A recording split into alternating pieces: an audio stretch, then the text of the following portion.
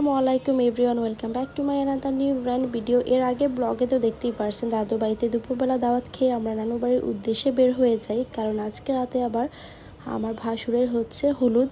তো এখানে এসে দেখি টুকটাক প্রিপারেশন অলরেডি শুরু হয়ে গেছে, বাইরে হচ্ছে ডেকোরেশনের কাজ চলতেছে আর ভাবিরা এখানে হচ্ছে ডালা সাজাচ্ছে, যেটা হচ্ছে স্টেজের সামনে দেওয়া হবে। এখানে হচ্ছে উপটান দেওয়া হয়েছে।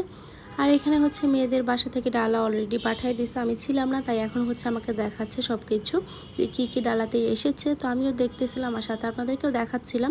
আসলে এই জিনিসগুলো দেখতে অনেক বেশি ভালো লাগে, মেয়ের বাসা হোক বা ছেলের বাসা হোক, যেখান থেকে ডালাগুলো আসুক না কেন, ডালাতে কি এসেছে এটা দেখার ইন্টারেস্টটাই সবার থাকে। আর এখানে হচ্ছে ছোট একটা লাগেজ দিয়েছে, লাগেজের ভিতরেও হচ্ছে টুকটাক যা প্রয়োজনীয় জিনিস সব কিছুই দিয়েছে।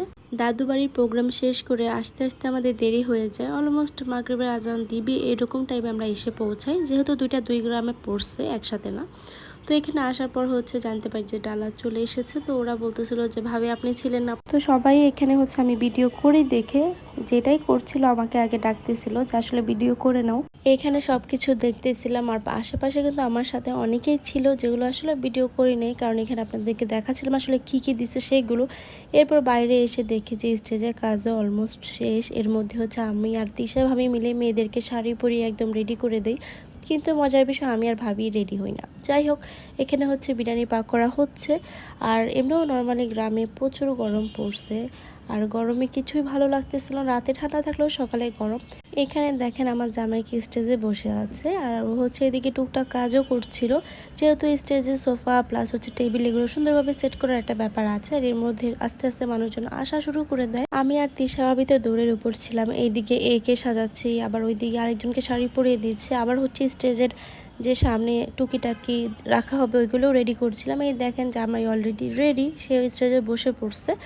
তো এখানে হচ্ছে ও বসে ওর কিছু পিকচার তুলে নিচ্ছে, যদিও তেমন একটা ও পিকচার তুলছিল না, মোটামুটি তুলছে। তো এখানে এক একজন যেয়ে হচ্ছে ওর সাথে ছবি তুলছিল, যেটা হচ্ছে বরাবর হলুদের মধ্যে হয়ে থাকে। যেহেতু সাডেনলি এই বিয়েটা হচ্ছে তাই তেমন একটা আমরা আয়োজন করতে পারিনি, 2-3 দিনের মধ্যে যা আয়োজন করা যায় আমরা তাই করেছি। এইদিকে বাচ্চাগুলো বোম নিয়ে ব্যস্ত আর বড়রা হচ্ছে খাওয়া নিয়ে ব্যস্ত। এখানে হচ্ছে পায়েস খাচ্ছিল আমার জামাই, আমার দেবর, তারপর হচ্ছে এক দুলা ভাই। এরপর হচ্ছে আরেক দিকে আমার যে ননদগুলো আছে যেগুলোকে আমরা রেডি করেছি ওদেরকে বলতেছিলাম তোমরা এক এক করে স্টেজে এসে